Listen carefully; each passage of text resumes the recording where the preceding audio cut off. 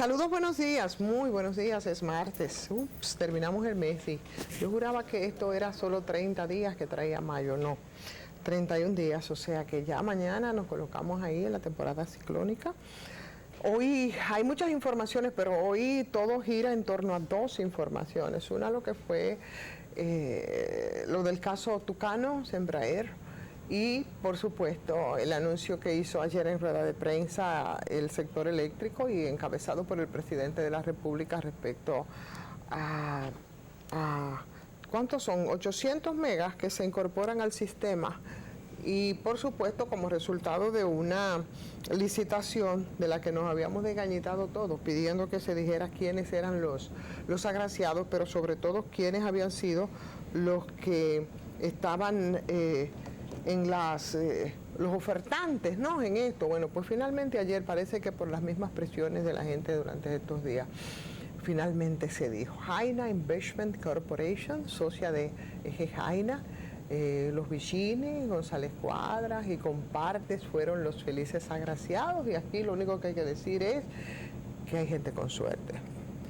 Y por supuesto con el caso de Embraer, que son los dos temas que vamos a intentar analizar un poquito en profundidad en este punto crítico del día de hoy. Bueno, pues fue como una especie de crónica de una muerte anunciada, porque ya teníamos la experiencia con el caso de Brecht. Con eso te doy los buenos días, Fernando. Buenos días, yo estoy... ¿Por cuál comenzamos? ¿Por Embraer o por el caso eléctrico? Realmente, sabes que no sé.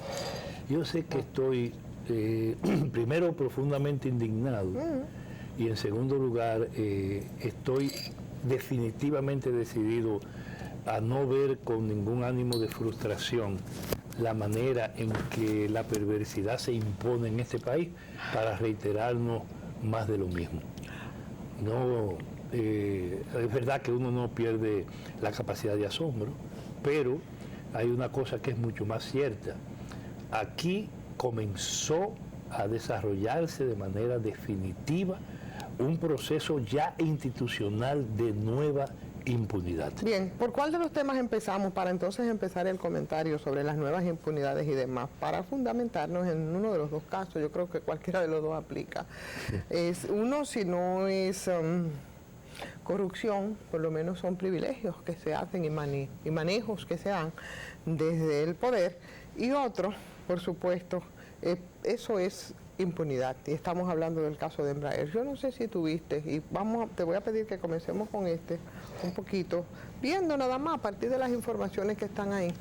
Nosotros vamos a pedir para que compartan nuestros televidentes el acuerdo, que yo no sé si tú tienes, si viste en algún momento que se había hecho un acuerdo pleno que se había hecho entre la Procuraduría General de la República y la empresa Embraer. ¿Tú conoces ese documento? Sí.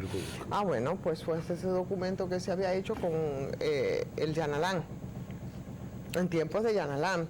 Y haciendo un poco de recuento, yo creo que debemos recordar que el tema de los tucanos fue en el 2008, entre el 2008 y 2010, ¿verdad? Por ahí fue la cosa, en gobiernos de Leonel Fernández. De Leonel. Exactamente. Fue la compra de 8 aviones tucanos, empecinamiento como el caso de... En uno aparece casi como piloto el propio Leonel. Sí, sí, claro, eso fue después de la adquisición.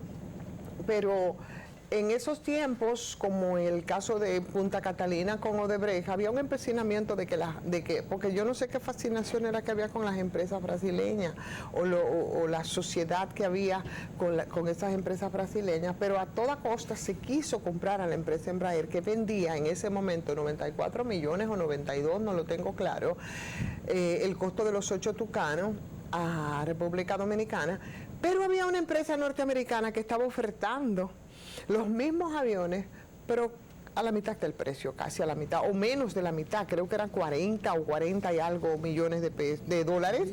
Pongamos que la mitad. Los mismos ocho aviones que estaba ofertando Embraer, pero contra todo pronóstico y contra todo lo que podía ser ahorro y bueno para el país, ellos decidieron que era Embraer. Bueno, pero resulta que esa es una empresa que además de que la otra ofertante era norteamericana, esa es una empresa que cotiza en la bolsa de valores y los gringos se pusieron a hacer sus indagatorias porque si no es así tampoco nos enteramos. Sale. Tampoco es que lo hicieron los gringos porque ellos son los paladines de la justicia, sino porque estaban molestos porque se prefirió la compra de Embraer. Una empresa brasileña y no una 50% por encima de ellos, y entonces ahí se dieron cuenta de algunos rejuegos, algo parecido a lo que está ocurriendo ahora con Glencore. ¿Ok? Que sí, porque es como que lo mismo que se repite, que va a tener que pagar $1.000 millones por esos manejos no santos, esos pagos de soborno, que fue lo que hizo Embraer, que fue lo que hizo Odebrecht en su momento, y de allá para acá entonces vino la denuncia de casi 4 millones de sobornos de dólares que se había pagado. Se presionó, por supuesto, desde un acuerdo entre los norteamericanos y la empresa Embraer, y ahí es donde estamos hablando de ese mentado acuerdo del que yo te estoy diciendo, donde ellos admitieron las culpas. O sea, Embraer admitió que ella es una empresa delincuente y admitió que pagó soborno aquí, porque eso pasó al Congreso. Y dentro de este acuerdo que firmó Jan Alain, que a mí no me puede parecer tanta perversidad, además de todos los vericuetos legales, ahí ellos hablan de que las partes iban a escribir ese presente acuerdo con el objeto de atender el interés público, tutelado, Embraer, en la persona, bueno, de Pedro Rafael Peña, Antonio y los que estaban sometidos en este caso, pero ahí hablaba de los procedimientos penales abreviados, que fue parte de lo que se acordó. Procedimiento penal abreviado. Ya tú sabes todo el rejuego que suplica para los que iban a estar involucrados. Y para ir perdiendo pruebas, cosas de ese tipo. Exactamente, pero aquí también los hechos declarados y admitidos por Embraer, ellos expresa, dice Embraer, que realizó de forma voluntaria una investigación interna conducida por las oficinas de abogados y todo más, y que realizó pagos por la suma aproximada de $3.520.000 de los Estados Unidos de América a funcionarios públicos del gobierno de República Dominicana directamente o a través de intermediarios a los fines de facilitar o asegurar contratos en el proceso de compra de 8 aeronaves Super Tucano a Embraer para República Dominicana. Y ahí sigue entonces hablando Embraer con el establecimiento de las responsabilidades ante los hechos que ellos declararon y que ellos admitieron, y que entiende y reconocía que la admisión de esos hechos declarados se enmarca en una violación a los artículos 3 y 6 de la ley 44806 sobre sobornos en el comercio e inversión. Y en ese documento, señores, Embraer se comprometía, ahí está el documento, se comprometía formalmente a suministrar toda la documentación, oye esto, Fernando, información que posea, conozca y conserve en relación con los hechos escritos en el escrito de la presentación de formal acusación, requerimiento de apertura a juicio, orden de pruebas vinculados a la República Dominicana, identificando los servidores, empleados, funcionarios públicos, sobornados, ya sea directa o a través de intermediarios, y de toda la información que ellos pudieran servir al Ministerio Público para conducir, determinar sus coautores o sus cómplices e identificar además los bienes y los servicios que resultaron adjudicados como consecuencia de los sobornos pagados. No han dicho nunca que eso fue un invento, ni que ellos no pagaron soborno. Ese es el compromiso de acuerdo, no por presión, de acuerdo que ellos tuvieron con Estados Unidos por otro tipo de negocio. De negocios y de situaciones. Y ahora nos vienen y nos dicen que no. Que nada de eso. Que nada de eso fue. O sea, no solo es que los reales responsables de eso nunca los involucraron, sino que ahora ninguno. Entonces, eso fue un invento, yo pienso, de Estados Unidos y de la empresa Embraer, que se volvió loca en ese momento, se volvió loca. Y entonces admitió todos esos hechos que fueron rubricados en ese documento por Jan Alain, que bailen todas. La verdad es que Jan Alain baila en todas. Yo no sé, yo creo que eso es lo peor que le pudo haber pasado al país como funcionario público. pero él va a terminar en la calle también, a propósito de este tipo de cosas. Porque lo que está haciendo es justamente desmontándose todo eso, y por eso efectivamente es que insisto en decir que aquí hay en camino, en desarrollo, en apertura, un proceso de impunidad nueva para salvar a los que vienen. Entonces, hay que dejar claro que eso es parte de ese entramado. Pero claro hay que dejar claro que eso es parte de ese entramado, parecido, similar a lo que había dicho Miriam Germán respecto al expediente de Odebrecht. Ella decía, estructurado de la forma que se ha hecho, nadie va a ir preso, y efectivamente nadie fue. Y eso es lo mismo que ocurrió con Tucano, y eso mismo es lo que ocurrió con el Ministerio Público de Leonel Fernández. Con una justicia que fue armada para eso, con cortes, con funcionarios. Con todo ese orgullo con que la gente de la Fuerza del Pueblo viven mostrando de que la Constitución del 2010, eso de lo que se trata. Pero así es. Pero esa además, es la Constitución del 2010. Mira, no es solo indignarse, este pueblo, los ciudadanos y las ciudadanas de este país, con toda tranquilidad, así con el peso de esta indignación, tienen que prepararse, porque aquí no hay manera que no sea con un pueblo en la calle revelado, letra por letra, para afrontar esto, porque por los mecanismos institucionales ellos ya cerraron las puertas, las cerraron, y lo único que hacen es abrirla para que haya aquí nuevas mafias, nuevos ladrones, nuevos grupos de estafadores, nuevos extorsionadores, nuevos sobornadores, y además personas listas para hacerse sobornar. El rey de los cachazú está muerto de risa en el día de hoy. Tú sabes quién es el rey de los cachazú, ¿verdad? Se llama Leonel Fernández. Ya cualquiera ni le importa. Bueno, porque al final de la jornada, sí, pero esos son los mismos que hacen acuerdos políticos con quienes están dirigiendo actualmente el Estado Dominicano. A mí que nadie me venga con cuentos. Es más, que se preparen para acusar a la gente que esté dispuesta a decir su propia verdad. Son ladrones todos los que fueron acusados. Son estafadores vulgares. Y los que faltan son mucho más. Y los que ahora le están haciendo el juego también son igual de estafadores y de vulgares estafadores frente a un pueblo que no solo se movilizó frente a esto, que lo gritó tanto que quienes dirigen el país asumieron la responsabilidad de ponerle el cascabel al gato, y ahora lo que hacen es justamente de buscar más gatos y de tener sus propios gatos. Ahora que necesitan tener sus propios Félix Bautista, su propio Díaz Rúa, su propio Leonel Fernández, que se preparen, porque la historia no va a perdonar eso. La gente aquí va aprendiendo. Y son responsables, aunque los absuelva una corte celestial. No importa lo que hagan, no importa lo que digan. No importa cuántas sentencias se agencien, son ladrones, son estafadores, son vulgares, han destruido este país y sus instituciones y han recreado las cosas para presentárnoslas de tal manera que sencillamente son capaces de convertir en verdad, aunque sea muy transitoria, una mentira tan grande como esa. El riesgo de eso es que va creando, y yo creo que de alguna manera va condicionando a la gente a que todos esos temas de justicia, por más escandalosos que parezcan, y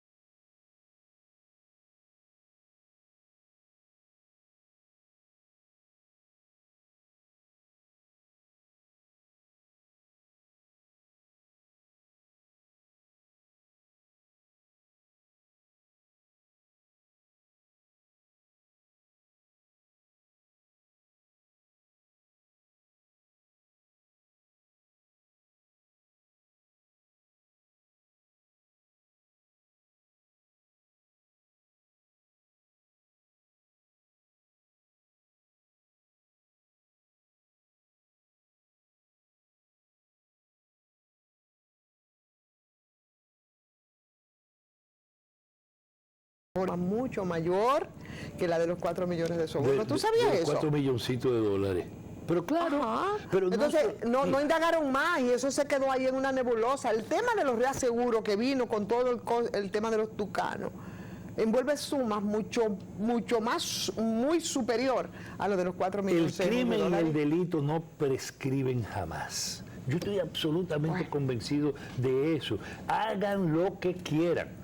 Lo que están buscando es justamente la impunidad de lo porvenir, no, de lo que ya está en camino. Porque casos de corrupción, casos de manipulación, casos de soborno, casos de estafa, no tienen que referirse a los gobiernos pasados del PLDismo. Hay que referirlo a este gobierno también. Estas autoridades actuales están empezando y asumiendo compromisos directos con ese tema. Lo están asumiendo. Es una práctica, es una conducta, Ivonne. No hay otra cosa. Y a decirlo en términos mayores, las vainas hay que llamarlas por su nombre, porque está bueno.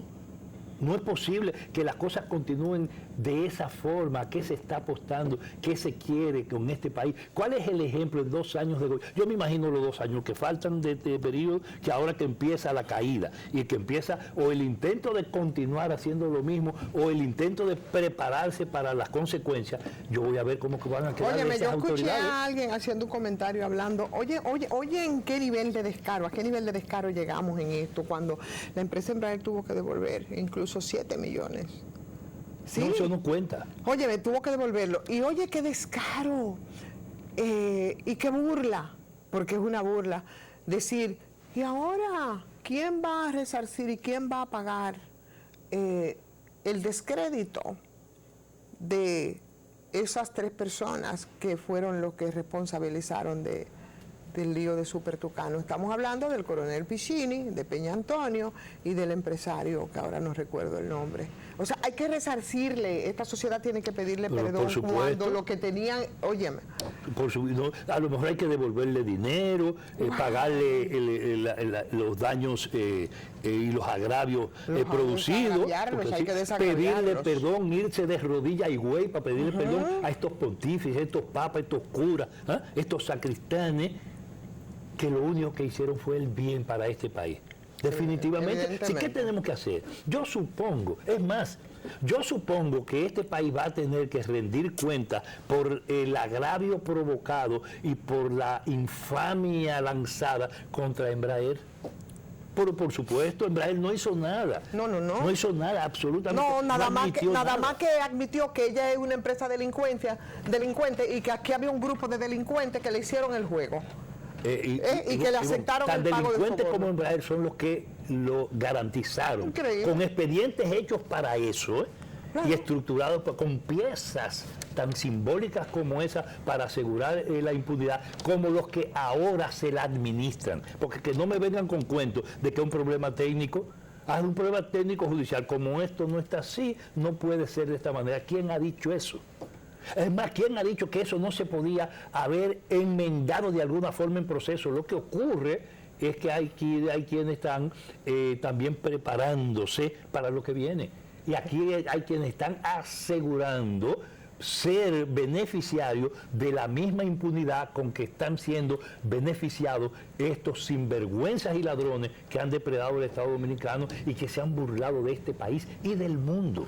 Embraer se comprometió a entregarle al Ministerio Público todas las documentaciones e informaciones que se encuentran en su poder y que sean de su conocimiento, las cuales estén protegidas por secreto o acuerdos de confidencialidad a favor de Embraer con las autoridades de Estados Unidos de América y con el Ministerio Público de República Federativa de Brasil en relación a los hechos de la República Dominicana, de los cuales pudieron determinarse o desprenderse las entidades que efectuaban las transferencias financieras sobre los hechos declarados y admitidos bajo los acuerdos y que sirven de base, señores, al acuerdo al que firmaron entre Jana Land, entre la Pelletier, que era la homóloga de Jenny Berenice en tiempos de Jana Land, y además se comprometía a diligenciar ante el órgano de justicia competente de la República de Brasil las declaraciones judiciales bajo acuerdo de colaboración individual, resultado de esa diligencia respecto a los hechos ocurridos en República Dominicana. ¿Y eso se hizo? Absolutamente. No, eso no se hizo. Eso no se hizo para nada. Se comprometía a entregar toda todos los citados documentos junto a un inventario legalizado que debería de cumplir con las formalidades exigidas por las leyes de República Dominicana, debiendo contar con la certificación de autenticidad de Embraer, la documentación entregada en su lenguaje de origen, o sea, en español, para que no quede ningún tipo de duda. Y la obligación de pago, además, con la suscripción del presente acuerdo, pagará al Estado Dominicano a través del Ministerio Público y de la Procuraduría la suma de $7.040.000 de los Estados Unidos, monto que corresponde al duplo de las sumas reconocidas y que fueron entregadas por Embraer, según los hechos. O sea, explícame. Yo te hago una pregunta. ¿Cuáles fueron los jueces que terminaron en esta conclusión, en esta sentencia? Óyeme, pero hay esos nombres que poner. Entonces, eso está firmado por el mal recordado Jan Alain, por Laura Guerrero Pelletier, por Felipe Ponte Culvar, que fue el apoderado, bueno, los apoderados en este caso. Y claro, notarizado, como aparece, ese documento. Era simple, con ese documento ahí estaba todo. Pero una cosa ahí se podía arrojar luz sobre el caso, señores, de los super tucanos. ¿Y de qué hay? Ese que se firmó aquí en el gobierno de Leonel Fernández. Ese Leonel Fernández que igual se está ofertando, la verdad. Porque la gente, óyeme. No, se apuesta a que la gente pierda la memoria. Pero la gente no pierde la memoria. Pero hay que buscar quiénes toman la decisión ahora. ¿Por qué la toman? ¿En base a qué? Que no vengan con tecnicismo y con cosas de ese tipo, porque ellos saben perfectamente o desconocían eso. ¿Tú sabes por qué no la toman ahora? Porque antes ellos no eran el Ministerio Público, Fernando. Entonces, la toman ahora porque el Ministerio Público antes no estaba encabezado por Miriam Germán. Entonces, ¿por qué no la tomaron antes? Estamos hablando que esto es de 2008, de 2008 y 2010, y que ese acuerdo se firmó en el 2016. Entonces, del 2016 hasta la fecha, ese caso no se había conocido. ¿Por qué? Yo no creo que a quien hay que pedirle que lo haya resuelto lo que pasó en esos 8 años. Entonces ahora se acogen precisamente a cómo ellos amarraron. Yo no soy abogada, pero el caso se parece al mismo caso de Odebrecht. Y bueno, se conoce ahora porque ahora es que es este Ministerio Público, eso pienso yo. O sea, no le puedo tirar la responsabilidad al Ministerio Público actual de lo que se hizo en 2008 y de cómo ellos amarraron y cómo ellos maniobraron con Jan Alain a la cabeza para que esto fuera el resultado. Pero no me puede nadie a mí decir, yo no sé de derecho, yo no soy abogado, pero nadie me puede a mí decir que porque la dictadura de Trujillo haya inscrito tal o cual cosa de esa manera y lo hizo incluso legalmente, tiene que continuar siendo así. Pero yo no sé cómo. Bueno, pero aquí entonces tendrá un abogado que explicarnos, porque aquí lo que no. ¿Por qué Odebrecht tuvo el resultado que tuvo? Pero no solo Odebrecht. Ahora hay Odebrecht 2.0. Ahora, yo pienso que esto no termina ahí. Yo pienso que no debe terminar ahí y que debe profundizarse ahí en las investigaciones. Yo no sé cuál es el procedimiento jurídico. Pero además. Pero eso no debe, porque eso es demasiado chapucero. No, pero no solo eso, es que ¿quiénes toman la decisión y la sentencia ahora? Yo no estoy hablando de autoridades de Procuraduría actual, no.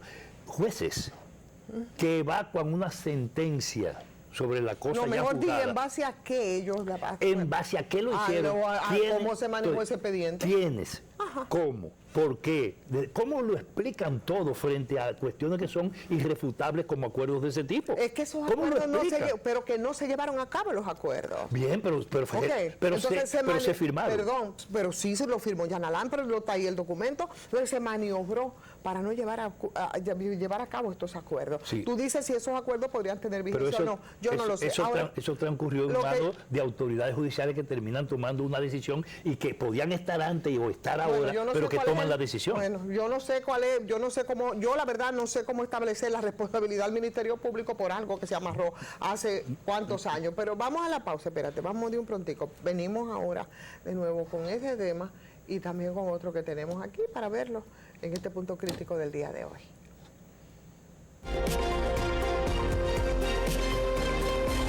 Bueno, aquí estamos.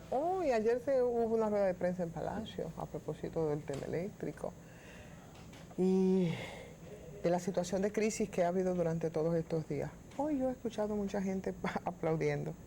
¡Wow, qué bueno! Mira, 800 megas, 1700, y hacen la comparación, por ejemplo, con Punta Catalina. Estamos hablando de esa licitación de la que había hablado el ministro de Energía y Minas, Antonio Almonte, de aquella licitación que siempre criticábamos, ¿te acuerdas? Porque nos hacía el señalamiento Bernardo Castellano, en la que para tú entrar y tú ver cuál el pliego, tú tenías que pagar $5,000 y era como una manera de desencantar. Había muy empecinadamente el ministro Antonio Almonte dicho que en principio habían 60 personas que estaban interesadas, se redujo a 16 empresas y después se redujo a 12 y ya del tema no se volvió a hablar hasta que llegamos al momento de la crisis, cuando nos dijeron que ya, que se había licitado.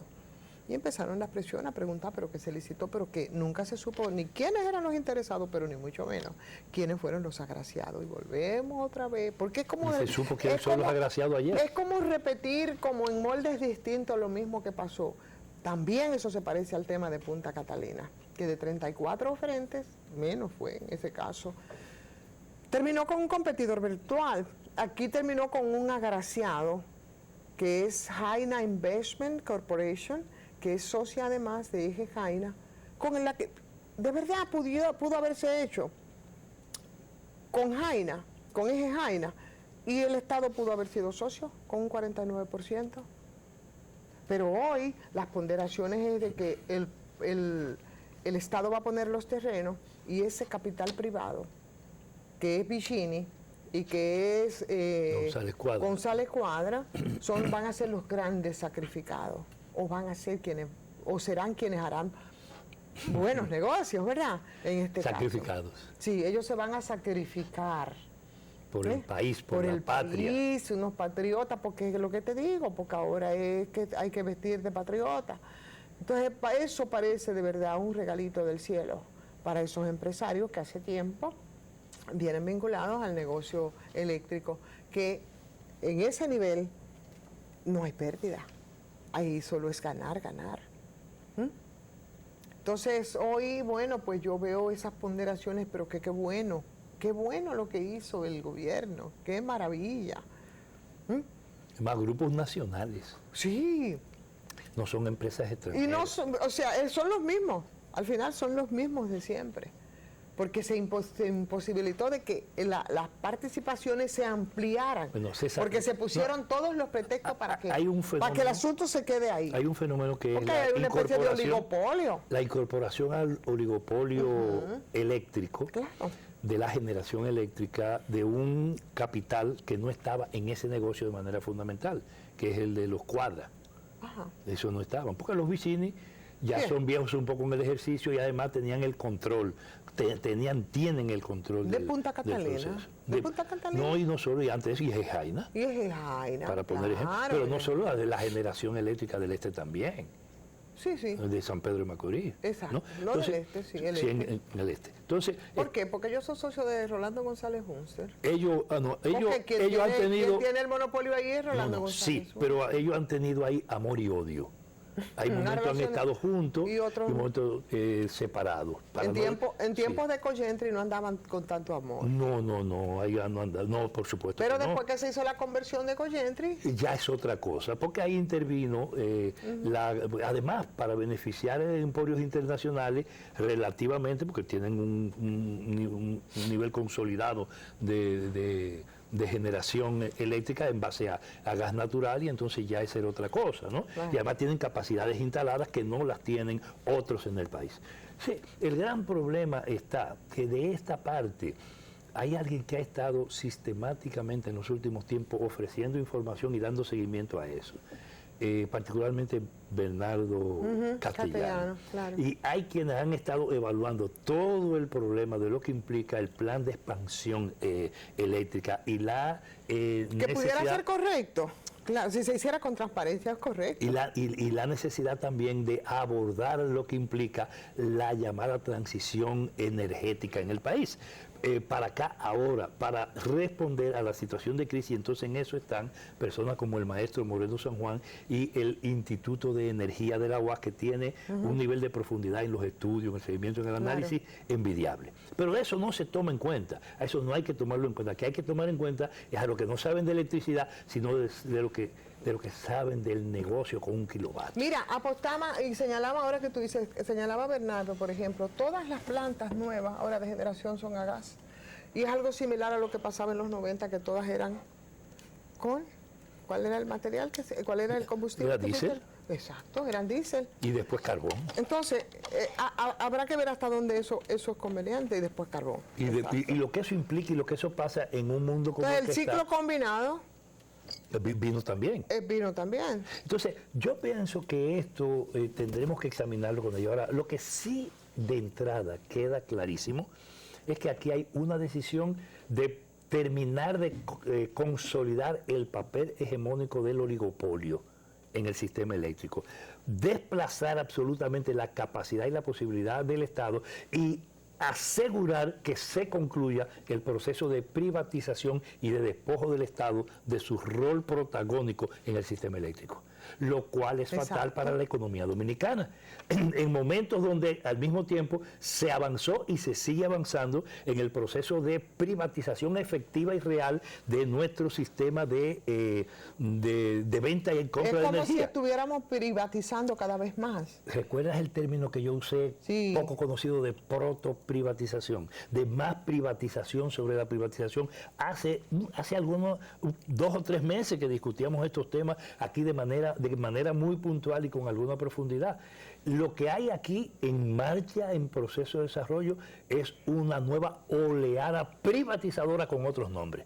Y en eso está la responsabilidad directa del gobierno actual, que es quien está conduciendo eso. ¿Cuál es el oligopolio respecto al tema del gas natural? ¿Quiénes son los que forman parte de eso? Bueno, lo primero es que los mismitos que han salido agraciados ahora. Exactamente. Sí, eso es así. Pero además, lo que yo te digo es que este proceso se va a poner mucho más en claro en poco tiempo por una razón. Porque es que lo que se anuncia tiene una parte de ficción. Y además no tiene garantía ni seguridad para que pueda ser solución para nada del problema eléctrico del país. Cuando tú analices el déficit eléctrico, que es de las cosas que discutíamos el pasado domingo con el profesor Moreno San Juan y con Bernardo, cuando tú analices el déficit, el proceso de acumulación permanente por el crecimiento de la demanda, de lo que es la necesidad de electricidad que tiene el país y ves la oferta que tenemos, sabiendo lo que ahora se plantea de que como incorporación de nuevas plantas de generación o nuevas capacidades de generación, nos damos cuenta que en lo que está planteado al borde de 1 año y medio, de 2 años, de 2 años y medio, la crisis eléctrica tendrá que ser peor. Exacto. Tendrá que ser peor. ¿Por qué? Porque no hemos afectado el déficit de verdad. Lo que necesita este país en la incorporación de energía en su base y en la base del sistema no se resuelve con lo que está planteado. Y mucho menos, ahora están jugando al término de presentarnos como que están apostando a energía alternativa y que están apostando a gas. ¿En qué condiciones y bajo cuáles conceptos? ¿Para comprarlo a quién? Para comprar como estamos comprando el carbón de Punta Catalina, que en vez de 185 es a 347. No. Entonces, esto hay que analizarlo de manera fría y bueno, aquí en Punto Crítico, con los expertos, con los que saben de eso, con Bernardo, con el profesor Moreno San Juan y con otros. Y que se abra el gobierno a discutir, porque si alguien no ha dado pie con bola, es justamente el Ministerio de Energía y Minas, con el ministro a la cabeza, porque aquí le han hecho un superministerio encabezado por una gente que lo único que representa son los intereses. Bueno, estamos hablando de Embraer, estamos hablando de COSA, estamos hablando de la Riada de los Amos, estamos hablando de la Victoria, estamos hablando de Lisandro Macarrulla y el grupo Vicini y su vínculo con él, son los que tienen el sistema eléctrico en sus manos. Antes el presidente le entregó el sistema eléctrico desde el Estado a un supergabinete. ¿Quién lo dirige?